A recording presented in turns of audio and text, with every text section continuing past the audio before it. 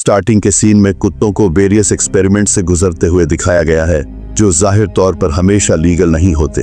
Korea national security council की एक meeting में हाल ही में हुए हॉस्टेज क्राइसिस को लेकर बहस चल रही होती है।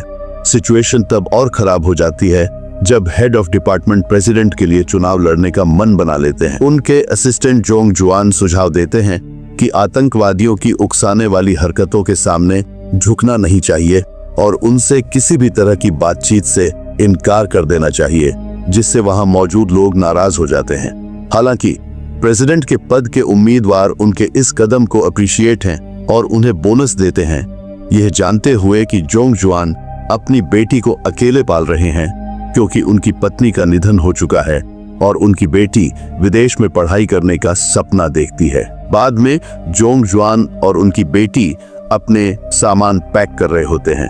बेटी ये नहीं समझ पाती कि उनके पिता घर क्यों बेच रहे हैं, लेकिन वह उसकी पढ़ाई के लिए किसी भी हद तक जाने को तैयार हैं।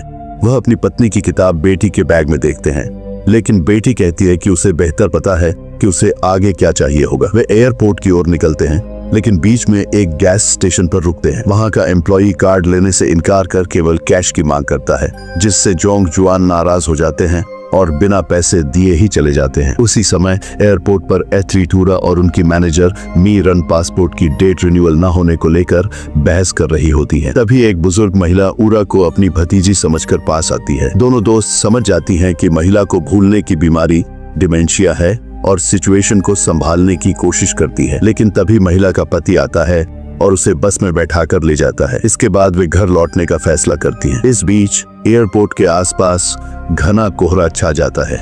उरा और मी रन जब अपनी कार में बैठती हैं तो देखती हैं कि विजिबिलिटी बहुत कम हो गई है। बुजुर्ग महिला और उनके पति भी पुल से गुजरते हुए अन्य गाड़ियों के साथ सफर कर रहे होते हैं। सभी ड्राइवर सावधानी से गाड़ी चला रहे होते हैं, लेकिन हमेशा की तरह एक लापरवाह ड्राइवर तेजी से गाड़ी घुमाता है, जिससे अन्य लोगों को गुस्सा आ जाता है। तभी उरा के पिता इस लापरवाह ड्राइवर से बचने के लिए गाड़ी मोड़ते हैं और जोंग जुआन एक वैन देखते हैं जिसमें जंगली और अग्रेसिव कुत्ते बंद होते हैं। इस वैन के साथ एक एस्कॉर्ट व्हीकल भी होता है, जिसमें एक प्रोफेसर होता है जो गोलियां निगल रहा होता है और उसे आश्वासन दिया जा रहा होता है कि लैब अब ज्यादा दूर नहीं है और वे जल्द ही वहां पहुंच जाएंगे। इसी दौरान एक भारी ट्रक का ड्राइवर अपनी गाड़ी रोक नहीं पाता और सीधे लापरवाह ड्राइवर से टकरा जाता है। इसके चलते एक के बाद एक कई गाड़ियां टकराने लगती हैं और एक लंबा ट्रैफिक जाम हो जाता है। पुल के एक ओर मलबे से भरी गाड़ियां जमा हो जाती हैं और ट्रक पूरे रास्ते को ब्लॉक कर देता है, जिससे भारी नुकसान होता है। इस बीच गैस स्टेशन मालिक को जब पता चलता है कि एक ड्राइवर बिना पैसे दिए चला गया, तो वह एम्प्लॉई से फ्यूल के पैसे लौटाने के लिए कहता है। गुस्से में एम्प्लॉई एक तो ट्रक लेकर उस ड्राइवर की तलाश में निकलता है और अपने छोटे कुत्ते को भी साथ ले जाता है। वहीं कुत्तों को लेकर जा रही वैन की एस्कॉर्ट गाड़ी खराब हो जाती है, जिससे वैन उनसे काफी आगे निकल जाती है। इस बीच जोंग जुआन भी आर्मी वैन से ज्यादा दूर नहीं हुए। हादसे के बाद जोंग जुआन अपने बॉस को कॉल करता है, क्योंकि यह एक बड़े पैमाने पर हुई दुर्घटना है और बॉस को तुरंत कार्रवाई करनी होगी। इसी दौरान आर्मी दूसरे वैन के ड्राइवर को कॉल करने की कोशिश करती है, जो आगे निकल चुका है, लेकिन कोई जवाब नहीं मिलता। इसलिए वे उसे पैदल पकड़ने का फैसला करते हैं। वे पुल पर दौड़ते हैं और जल्द ही वैन को ढूंढ लेते हैं, लेकिन उसके दरवाजे खुले होते हैं और अंदर कोई नहीं होता। यह देखकर कमांडर सतर्क हो जाता है और ऑर्डर देता है कि पुल पर सभी मोबाइल सिग्नल जाम कर दिए जाएं। दुर्घटना में फंसे कई लोग अब किसी से कांटेक्ट नहीं कर पाते। इसी बीच जोंग जुआन घायल प्रोफेसर को फर्स्ट एड दे रहा होता है। जब उसे एहसास होता है कि उसकी बेटी कहीं गायब हो गई है, वह घबराकर उसे ढूंढने निकल पड़ता है। उधर उसकी बेटी एक कुत्ते को पुल की रेलिंग से सिर टकराते हुए देखती है। उसे कुत्ते पर दया आती है, इसीलिए वह पास जाकर उसे कुछ खिलाने की कोशिश करती है। वह उसके गले में बंधे कॉलर पर नाम पढ़ती है, इनो। तभी उसका पिता उसे ढूंढ लेता है और वार्निंग देता है कि कुत्ता खतरनाक हो सकता है। इस बीच दुर्घटना में फंसे कई लोग उन कुत्तों को देखते हैं। वे फिलहाल शांत हैं, लेकिन उनका डरावना रूप सभी को असहज कर देता है। आर्मी वापस जोंग जुआन की कार तक जाती है, जहां प्रोफेसर बैठा होता है, और उसे बताती है कि पहला एक्सपेरिमेंटल बैच भाग चुका है। वे उससे सिस्टम ब्लॉक करने के लिए कहते हैं, तो वह अपना लैपटॉप खोलता है। पास खड़े जोंग जुआन यह सब देख लेता है और पूछता है कि ये सब क्या चल रहा है, लेकिन उन्हें बताया जाता है कि जल्द ही एक हेलीकॉप्टर आएगा और सब कुछ संभाल लेगा। यह सुनकर वह और भी हैरान हो जाता है, क्योंकि ऐसे मौसम में हेलीकॉप्टर उड़ाना सुसाइड करना है। वह अपना नेशनल सिक्योरिटी आइडेंटिटी कार्ड दिखाकर उनकी सर्विस ब्रांच की जानकारी मांगता है और तुरंत सिग्नल जैमर बंद करने का ऑर्डर देता है, लेकिन वे उसे रोक लेते हैं। इसी बीच गैस स्टेशन का अटेंडेंट दुर्घटना साइट पर पहुंचता है। वहां फंसा एक व्यक्ति उससे अपनी कार टो करने के लिए कहता है। ये देखते ही अटेंडेंट मौके का फायदा भांप लेता है और इनाम के बदले काम करने लगता है।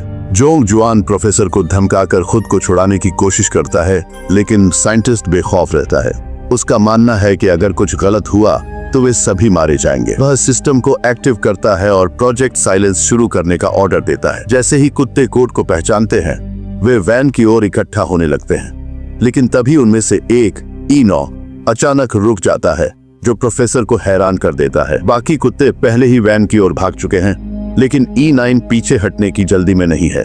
प्रोफेसर ऑर्डर देता है कि बाकी कुत्तों को हटा दिया जाए।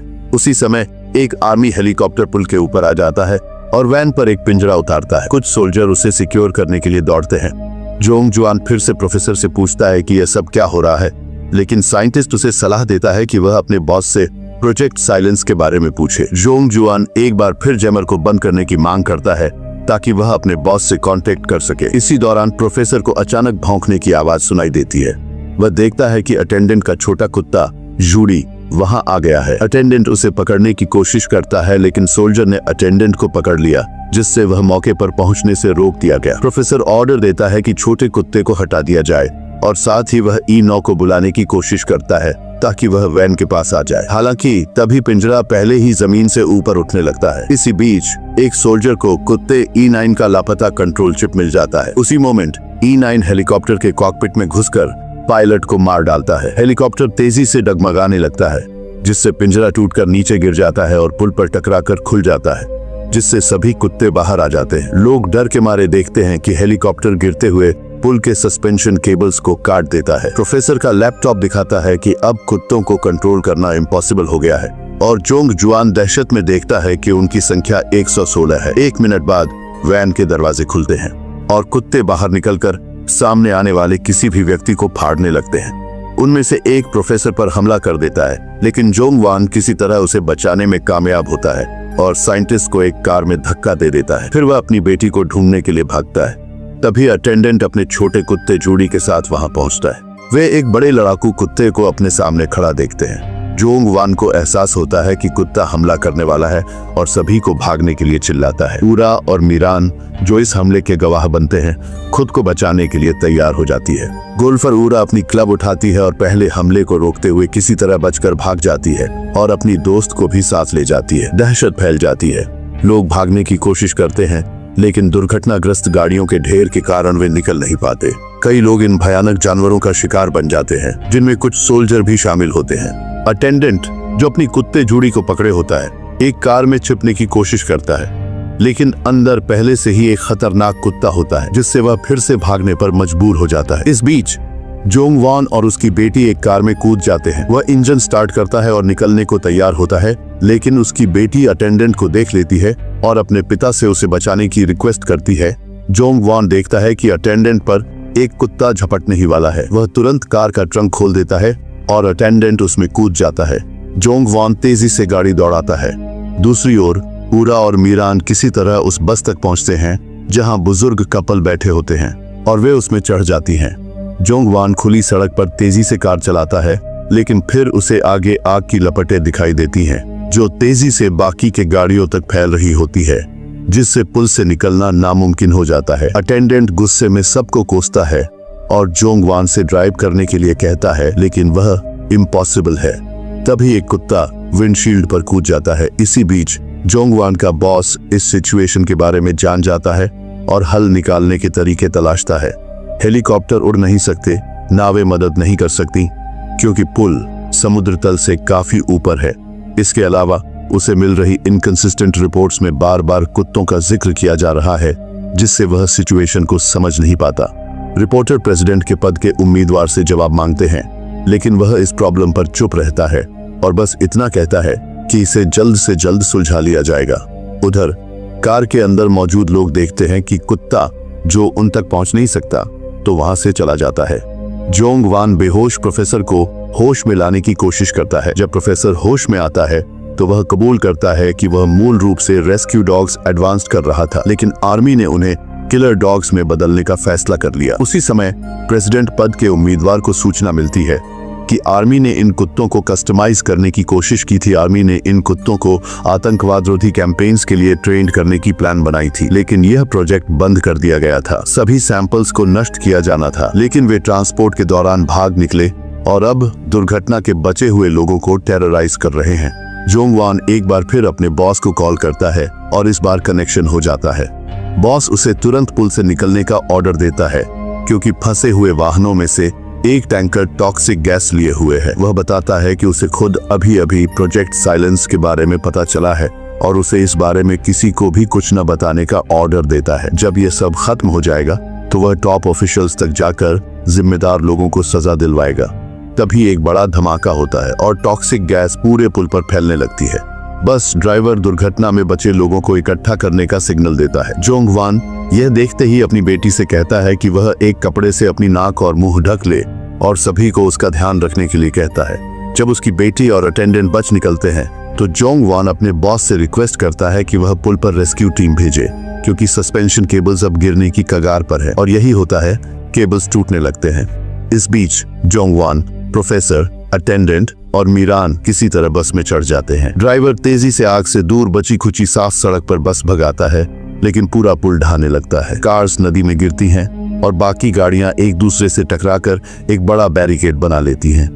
बस फंस जाती है। जोंगवान सभी को बताता है कि भारी कोहरे के कारण रेस्क्यू ऑपरेशन में देरी हो रही है, लेकिन वह ऑफिशियल से कांटेक्ट करने में सफल रहा है, जिन्होंने रेस्क्यू के लिए हर पॉसिबल एफर्ट करने का वादा किया है। वह कुत्तों के व्यवहार को रेबीज से जोड़ता है, लेकिन लोग इस पर विश्वास नहीं कर पाते क्योंकि शुरुआत में कुत्ते नॉर्मल लग रहे थे। अटेंडेंट इस थ्योरी का मजाक उड़ाते हुए केवल सिचुएशन को और भड़का देता है। जोंगवान उससे वादा करता है कि अगर वह इस पूरी घटना को बाहर लीक नहीं करता तो उसे इनाम दिलवाएगा। जल्द ही स्पेशल फोर्सेस के सोल्जर बस तक पहुंचते हैं और रिपोर्ट देते हैं कि उन्होंने आसपास कोई कुत्ता नहीं देखा। वे सभी से उनके साथ चलने के लिए कहते हैं, लेकिन जोंगवान अचानक सभी लोगों को रोक देता है और अपने बॉस से कांटेक्ट करता है। बॉस ने पहले वादा किया था कि पहले कुत्तों को बेअसर किया जाएगा। बॉस सेफ्टी देने का वादा करता है और लोग बस छोड़ने के लिए तैयार हो जाते हैं। हालांकि प्रोफेसर रुकने को बोलता है क्योंकि उसका मानना है कि कुत्ते केवल छिपे हुए हैं।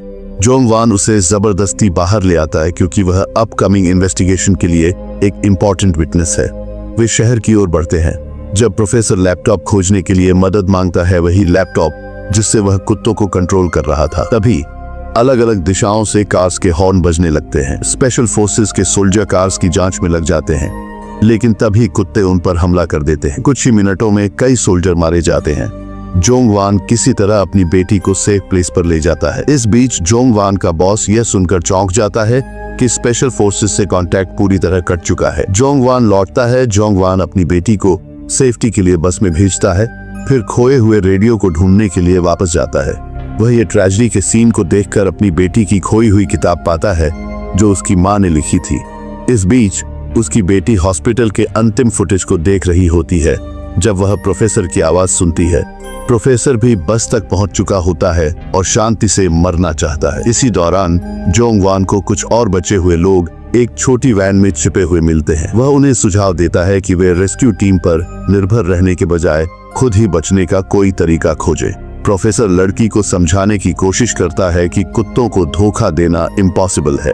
वे सभी E9 से क्लोन किए गए थे और उसे क्रूर बनाने के लिए साइंटिस्ट ने उसके सामने पिल्लों को टॉर्चर करके मार दिया था। अब E9 इंसानों से अपने बच्चों की मौत का बदला ले रही है। इसी बीच बचे हुए लोग मशालें बनाते हैं और बस की ओर बढ़ते हैं, सिक्योरिटी चीफ के इंस्ट्रक्शंस के अनुसार, जो उन्हें सिक्योर रास्ता बताता है। जोंगवान उससे कहता है कि स्नाइपर्स को तैयार रखें ताकि वे कुत्तों को मार सकें। बॉस को एहसास होता है कि अब इस प्रोजेक्ट को छुपाया नहीं जा सकता। जीन मीन मशालें देखकर बस के दरवाजे खोलना चाहती है, लेकिन प्रोफेसर उसे रोक देता है। मशालें बुझने के कगार पर होते ही कुत्ते हमला करने के लिए आगे बढ़ते हैं। अटेंडेंट अल्कोहल का इस्तेमाल कर आग का शो करता है, जबकि जोंगवान एक फ्लेयर गन चलाता है। कुत्ते पीछे हट जाते हैं, जिससे जिन मीन दरवाजे खोल पाती है और बचे हुए लोग बस में भागकर आ जाते हैं। लेकिन तभी पता चलता है कि बस की चाबियां गायब हैं। हालांकि जोंग वान को ध्यान आता है कि अटेंडेंट के पास यूनिवर्सल लॉकपिक है। अटेंडेंट बस स्टार्ट कर देता है। इसी बीच मिनिस्टर सिक्योरिटी चीफ को कॉल कर याद दिलाता है कि यह घटना उसके चुनाव में बाधा डाल सकती है, इसलिए वे इसे सिर्फ पुल गिरने की दुर्घटना बता सकते हैं, लेकिन इसके लिए कोई भी गवाह जिंदा नहीं बचना चाहिए। अगर कोई जीवित बचा तो सबको इस सीक्रेट प्रोजेक्ट के बारे में पता चल जाएगा। उसी समय बस पुल के एग्जिट पर पहुंचती है। जोंग वान अपने बॉस से कांटेक्ट करने की कोशिश करता है, लेकिन उरा इशारा करके कुत्तों की ओर देखती है जो पहले से ही उनका इंतजार कर रहे हैं। जोंग वान जोर देकर कहता है कि स्नाइपर्स तैयार हैं, लेकिन रेडियो पूरी तरह से खामोश है। पुल हिलने लगता है। जोंग वान प्रोफेसर की ओर मुड़ता है और उसे कुत्तों को वापस बुलाने का ऑर्डर देता है, क्योंकि उन्हें उसी ने बनाया था। साइंटिस्ट मना कर देता है। तभी गोंग मीन एक चाल चलता है बस के अंदर एक जाल बिछाने का। सभी लोग बस की लगेज कंपार्टमेंट में छिप जाते हैं, जबकि बस के दरवाजे खुले छोड़ दिए जाते हैं। अंदर लाइट्स और म्यूजिक चालू कर दिया जाता है।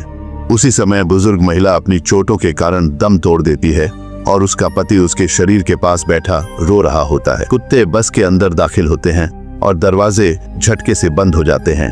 अटेंडेंट के लगाए गए ट्रैप में वे फंस जाते हैं। सभी लोग बाहर निकलने लगते हैं, लेकिन बुजुर्ग व्यक्ति अपनी पत्नी का बॉडी छोड़ने से इनकार कर देता है। तभी कुत्ते छुपे हुए हैच को खोज लेते हैं और उसे खोलने की कोशिश करने लगते हैं। बुजुर्ग व्यक्ति बाकी सभी को भागने के लिए कहता है और खुद कुत्तों को रोकने के लिए पीछे रह जाता है। अटेंडेंट जोंग वान को खींचकर वहां से ले जाता है, मजबूर कर देता है कि वह पीछे मुड़कर न देखे। भागते समय वे कुत्तों को उस बूढ़े आदमी पर हमला करते हुए देखते हैं। 5 बचे हुए लोग पुल के किनारे तक पहुंच जाते हैं, लेकिन वहां कोई रेस्क्यू टीम या स्नाइपर्स नहीं होते। जोंग वान को अब सच्चाई समझ में आ जाती है। जोंग वान को एहसास होता है कि उसके बॉस ने उसे धोखा दिया है। प्रोफेसर जांच करता है कि यह प्रोजेक्ट उसी आदमी ने मंजूर किया था। जोंग वान रेडियो चालू करता है और अपने बॉस को बताता है कि अब उसे सब कुछ पता चल गया है। पुल गिरने ही वाला है, जिससे कुत्ते और बाकी सभी लोग उसके साथ दफन हो जाएंगे। इसके बावजूद जोंग वान बाकी बचे लोगों को सियोल की ओर ले जाने का फैसला करता है, जहां उसके बॉस के अकॉर्डिंग गैस टैंक्स रखे हैं। तभी ग्रुप को जाम के अंत में अटेंडेंट की टो ट्रक दिखाई देती है, लेकिन उसकी चाबियां बस में छूट गई थी। बस के बगल में वही ट्रक पिंजरा खड़ा होता है जिसमें कुत्तों को लाया गया था। प्रोफेसर को एहसास होता है कि उसने अपना लैपटॉप यहीं गिरा दिया था। वे उसे ढूंढ लेते हैं और साइंटिस्ट तुरंत उस पर काम करने लगता है। इस बीच जोंग वान ट्रक के पास जाता है और अपनी बेटी से उसकी माँ की किताब मांगता है। वह इसे जोर से पढ़ने लगता है ताकि कुत्तों का ध्यान आकर्षित कर सके। उरा अपना गोल्फ क्लब उठाती है। प्रोफेसर सिग्नल एक्टिवेट करता है और उरा गोल्फ बॉल्स को बस की विंडशील्ड पर मारती है, जहां कुत्ते बंद थे। कुत्ते आवाज की ओर दौड़ते हैं और ट्रक के पास इकट्ठा हो जाते हैं। इस दौरान अटेंडेंट बस की तरफ भागता है, लेकिन अंदर E9 उसका इंतजार कर रही होती है। वह किसी तरह बच निकलता है, लेकिन कुत्ता उसका पीछा करता है। फिर अचानक E9 प्रोफेसर को देख लेती है, अटेंडेंट को पीछे छोड़ती है और उस पर हमला कर देती है। उसी समय पुल का एक और हिस्सा गिर जाता है, जिससे कुत्तों से भरा पिंजरा नदी में समा जाता है। हालांकि टो ट्रक पुल के किनारे लटक जाता है। E9 प्रोफेसर को छोड़कर उस जगह की ओर भागती है जहां उसके बच्चे मारे गए थे। अटेंडेंट ट्रक स्टार्ट करता है और लटकते हुए वाहन को खींचने की कोशिश करता है, लेकिन जोंग वान उसे रेडियो पर बताता है कि सबको ट्रक से बाहर निकल जाना चाहिए। हालांकि यंग मीन उसकी बात नहीं मानती और ट्रक को टो केबल से जोड़ने लगती है, जबकि E9 बीच में खड़ी होती है। पुल फिर से हिलता है और E9 किनारे से नीचे गिर जाती है। उसी समय यंग मीन एक टूटी हुई कार के नीचे फंस जाती है, जबकि ट्रक पुल से खतरनाक तरीके से लटक रहा होता है। जोंग वान खुद को ऊपर खींचने की कोशिश करता है और अपनी बेटी को देखता है, जिसने ट्रक को टो केबल से जोड़ने में सफलता पा ली थी। अटेंडेंट टो ट्रक को ऊपर खींचता है और धीरे धीरे इसे शहर की ओर खींचता है। लास्ट में पुल पूरी तरह गिर जाता है और पिंजरा टो ट्रक से अलग होकर नदी में समा जाता है। अटेंडेंट एक सेफ जगह पर ट्रक रोक देता है। तभी उनके पीछे उनका ही ट्रक खुद ब खुद लुढ़कता हुआ आता है। जोंग वान और बाकी बचे लोग एक भीड़ द्वारा घिरे होते हैं, जिसकी लीडिंग उसके बॉस ने की थी। बॉस जोंग वान को देखकर ताली बजाता है, लेकिन जोंग वान गुस्से में उसे मुक्का मार देता है। वह उससे वापस वह पैसा थमा देता है जो उसे पहले दिया गया था। फिर वह बताता है कि उसकी घड़ी में सब कुछ रिकॉर्ड हो गया है। प्रोफेसर भी गवाही देने के लिए तैयार होता है और उसके पास सभी सबूत होते हैं। राजनीतिक उम्मीदवार चुपचाप वहां से निकलने की कोशिश करता है। यंग मीन अपने पिता से कहती है कि वह विदेश नहीं जाएगी बल्कि अब उसके साथ ही रहेगी। न्यूज चैनल इस घटना को जोर शोर से कवर करते हैं, जिसमें कुत्तों पर किए गए क्रूर एक्सपेरिमेंट की कहानी सामने आती है। आखिर में E9 किनारे पर पहुंचती है, अपने एक बच्चे को बचा लेती है और मूवी यही खत्म हो जाती है। Over and out.